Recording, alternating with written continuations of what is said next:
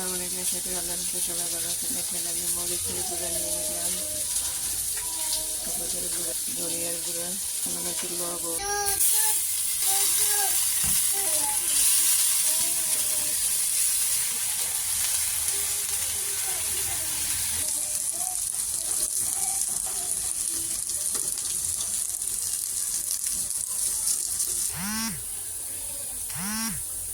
মশলাটা দিয়ে দিলাম।